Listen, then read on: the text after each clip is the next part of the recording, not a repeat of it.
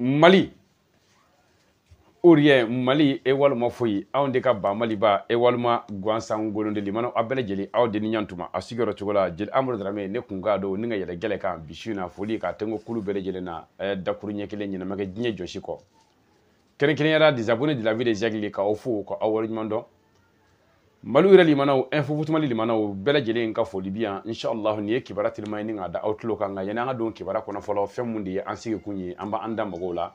an nga fara ɲɔgɔn kun an ba anda mɔgɔw la n'o ye an ka cɛden ka an ka cɛdenw ka fara ɲɔgɔn ye alhamdulillah an ka cɛdenw u fara bɛ ɲɔgɔn kan bi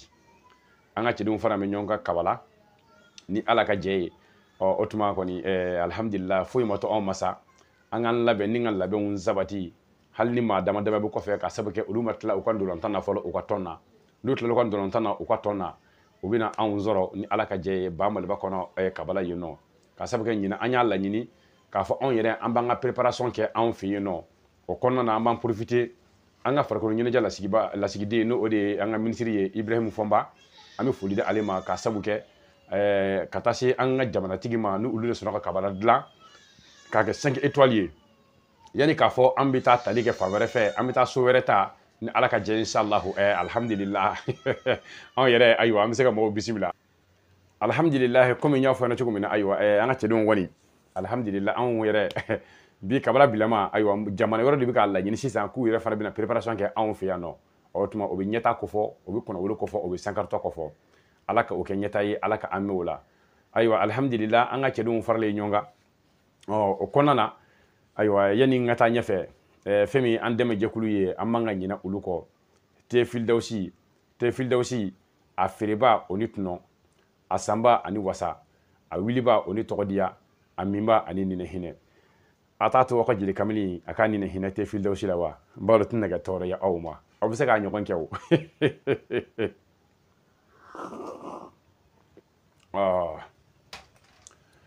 tefildawusi ayiwa alhamdulillah ni ala ma basi kɛ komi an bɛɛ sigin bɛ ka don min makɔnɔ n'o o de ye n dɔnɔ an ka cɛdenw tɔmɔni gafe ye cɛdenw tɔmɔni gafe ni farajɛ kamananw k'a ma ko la liste d'équipe nationale ayiwa ni ala ma basi kɛ bi ye farajɛ kalo sankura kalo fɔlɔ bi y'a tile gale ye sini o bɛ kɛ a tile fila ye ni ala sɔnna ma inshallah o tuma fɛn mun de ye sini ye journal parler bɔ waati nɛgɛ ɲɛ 20 o mana kalaso waati mun na ni waati mun na an ka journal parler bɛ sen na o kɔnɔna na ni ala ka jɛ inshallah o fɛn mun de ye an ka cɛden ta gafe ye dabina mago o kuma na ni an ka lisi bɔra sini sufɛ 20h waati o tuma na ni ala ma limanaw an dɛmɛbaa jɛkulu an b'o olu fo ni ko o waleɲuman dɔn Masire Ture n'o ye an dɛmɛbaa jɛkulu dɔ ye Masire Ture ale bɛ mercenaire feere de kɛ fɛn mun de ye tailleur ka minɛn santa ye ka kɛ gorobinɛw ka fani na Masire ale bɛ sɔrɔ Adjami Kawlɛ lɔ la ayiwa n'i sera ancien boulangerie la n'i y'a wele ni nɛgɛjuru sira na i b'a sɔrɔ nɔgɔya la numéro 07 08 37 97 41 ni i nana b'o la a dɔgɔcɛ n'o de ye Kaka Jawara ale sigiyɔrɔ bɛn bɛ Wasakara ma Wasakara ni ka ɲɛsin ekɔliso ma a ka magasin o tɔngɔn bɛ misiri la ale ka nɛgɛjuru sira 07 07 84 70 52 ni i nana b'o yen nɔ a dɔgɔcɛ dɔ wɛrɛ bɛ yen n'o de ye Jidani Jawara o bɛ sɔrɔ ayiwa Ɲangɔ terminus 27 ale ka nɛgɛjuru sira 07 87 95 20 00 ni ala ka jɛ ye ni aw sera olu ma fɛn min de ye minɛ dagabana ye aw tuma en gros ani a détail ye a bɛ sɔrɔ ninnu bolo salam parce que les 3 il y aura conférence de presse min na kɛ sisan o de ye jumɛn ye farikolo ɲɛnajɛ kunnafoni dibaw no a fɔ olu ma ko les journalistes sportifs donc olu dege karamɔgɔ u bɛna baro ni sigi u bɛ baro mun sigi olu bɛ ɲininkali tɛngu dege karamɔgɔ la dege karamɔgɔ yɛrɛ fana a n'o jaabi u na dege karamɔgɔ ɲininka kari masina a nana ayiwa i b'a dɔn ka kɔrɔ wa kari masina a mana o mun y'a bali ka na o n'a ɲɔgɔn ninnu a nɛmu komi an bɛɛ lajɛlen bi an bɛɛ lajɛlen kɔnɔman don an b'a fɛ ka ko caman dɔn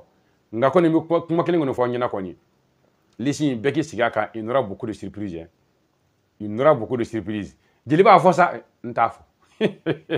ni lisi bɔra an bɛɛ lajɛlen b'a nisɔndiya kɛ inshallah donc o kɔnɔna na sisan pour que an bɛ se ka anw yɛrɛ sɔrɔ korogo kana kɛ ka an ka cɛdenw dɛmɛ ka n'u jukɔrɔma tintin comme il se doit na an ka dunu na an ka bala na an ka tamaw ye sira nɔgɔyara anw ma kosɛbɛ sira nɔgɔya anw ma cogo jumɛn sira nɔgɔyara anw ma ni denmisɛn galabu kɛnɛ dɔw ye n'u u kɛmɛ ka ko dɔ bila sen na n'u ko ma ko convoi CAN 2023-24 en Côte d'Ivoire. CAN 2023-24 en Côte d'Ivoire. O tuma denmisɛn ninnu o y'a laɲini pour que k'u bɛ se ka nɔgɔya maliyɛnw ma cogo min na ka na u yɛrɛ sɔrɔ Korogo. Convoi a bɛ wuli Ziegua ni convoi wulila Ziegua a bɛ na ni maaw ye Korogo a bɛ wuli don jumɛn a bɛ wuli waati jumɛn nka yan'o cɛ aw b'a filɛ aw b'a teliya k'a sababu kɛ tɔgɔ sɛbɛn a daminɛna tɔgɔ sɛbɛn daminɛna ayiwa maa caman kɔni bɛ k'u tɔgɔ sɛbɛn wa fana n'i y'i tɔgɔ sɛbɛn k'a fɔ tɔgɔ sɛbɛnni o de bɛ kɛ wari sarali ye ayi o ma ɲini maa si fɛ e b'i tɔgɔ sɛbɛn ni e b'a dɔn e ka tali a bɛ i sɛbɛn ma n'i y'i tɔgɔ di tɔgɔ bɛ sɛbɛn ayiwa i bɛ na ni i ka carte d'identité photocopie ye i ka bugunatigɛ sɛbɛn n'o ye carte d'identité ye i bɛ na n'o photocopie ye donc o bɛ bila bolokɔrɔ o tuma départ don o bɛ kɛ don jumɛn o bɛ kɛ le 16 Mali ka ndolan fɔlɔ don o bɛ kɛ ka bɛn o don ma nɛgɛ ɲɛ 7 mana tɛmɛ ni sanga 30 ye 7h30 o tuma ni i sera karida la waati min na sisan i b'i tɔgɔ fɔ o tuma n'i tɔgɔ fɔ carte d'identité i b'o fana photocopie i b'o di ni photocopie n'o dira sisan o tuma na i bɛ don n'i donna kari kɔnɔ i bɛ sɔrɔ ka wari sara n'o de ye 11 000 francs CFA ye 11 000 francs CFA o de bɛ bɛn 2,200 ma o ye aller ani retour ye o t'a bɛɛ ye dɛ ka tila mɔgɔ ka don terrain na ka tila ka o billet fana di mɔgɔw taabaw ma o tuma na o fana bɛ sɔrɔ kari in kɔnɔ aw y'a ye nin ko in kɔni denmisɛn minnu don vraiment kari in kɔnɔ aw y'a ye nin ko in kɔni denmisɛn minnu don vraiment u ni foli ka kan u ni dɛmɛni ka kan ka sabu kɛ o y'a laɲini ka ko nɔgɔya an maliyɛnw ma ayiwa u bɛ ka ko in nɔgɔya an ma cogo min na ala ka nali nɔgɔya anw ma ten wa an ka segin ni kupu ye ten fana ala ko o nɔgɔya an ma ala ka nɛgɛ kanda donc o kɔnɔna na ayiwa donc o kɔnɔna na sisan ayiwa billet bɛ sɔrɔ cogo jumɛn na an b'an tɔgɔ sɛbɛn jɔn de fɛ yen nɔ non maa si kana i kamana gan o la o ye ko labɛnnen ye ka ban donc nɛgɛjuru sira 3 de bɛ yan nɛgɛjuru sira 3 min bɛ yan 2 o ye Mali ta ye 1 o ye Côte d'Ivoire ta ye donc an b'a daminɛ Mali ta la fɛn min ye Mali indicatif ye ni i bɛ Mali la i mago ma jɔ o la o tuma na sa o nɛgɛjuru sira o kɔni o de ye 79 09 66 33 je dis bien 79 09 66 33 o ye nɛgɛjuru sira gale ye Mali la nɛgɛjuru sira filanan sisan nɛgɛjuru sira filanan sisan Mali la 76 47 02 60 o ye nɛgɛjuru sira fila Mali la nɛgɛjuru sira a sabanan sisan o ye Côte d'Ivoire nɛgɛjuru sira de ye o tuma o ye 01 de 43 84 85 25 donc ni nɛgɛjuru sira kelen kelen a bɛɛ lajɛlen bɛ WhatsApp kan aw y'a faamuya kɛ donc aw b'a filɛ an ka wuli joona tiɲɛ don maliyɛn ka fari anw tɛ sa kurulen minɛ fo n'a y'i foni waati min na hali n'a foni na o tɛ an bali k'a minɛ nka a b'an wɔsi donc fɛn min bɛ sɔrɔ k'a sɔrɔ i ma wɔsi i jija i k'a sɔrɔ yanni i ka wɔsi sa kurulen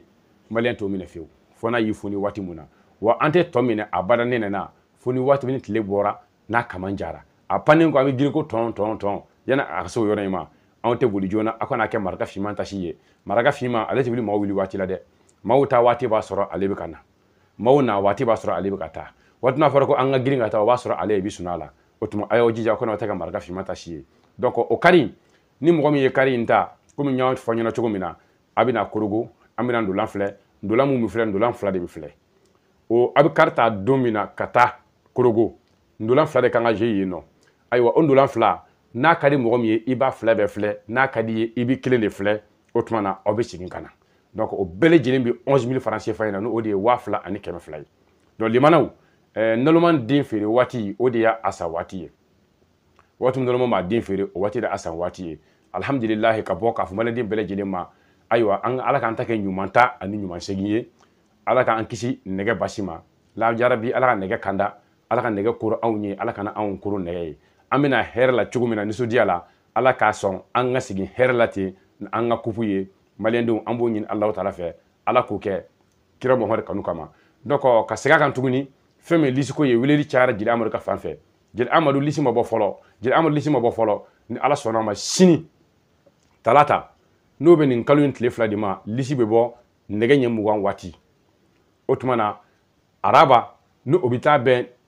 kalo in tile 3 ma fɛn min de ye baro sigili ye ayiwa dege karamɔgɔ ani kunnafoni di ani ndɔlata kunnafoni diraw ni ɲɔgɔn cɛ nous comme les journalistes sportifs donc o bina a conférence de presse a bina ke donc a fo ñene bele jeli ka hakilina tige anga je anga ka kuluye ni benti yoro mina ala ka heretina ye non otuma ala ka songa an be ni nga soroka here chaman do anu ñonche kenkenera anga siga kupuinta atachugo nyuma na chugo mina ka sega ka halisa ka duwa ke malien den bele jeli ni nga tla ka duwa ñini malien den bele jeli fe ya rabbi ala ka kupuindo an ga segala ala ka kupuindo an ga segala ka sabuke do kera jajiri fasala tinsa do kera jajiri fasalati ñinandai ala ka nogoya an ye an na ka segin ba mali bala vert zone rouge avant la mort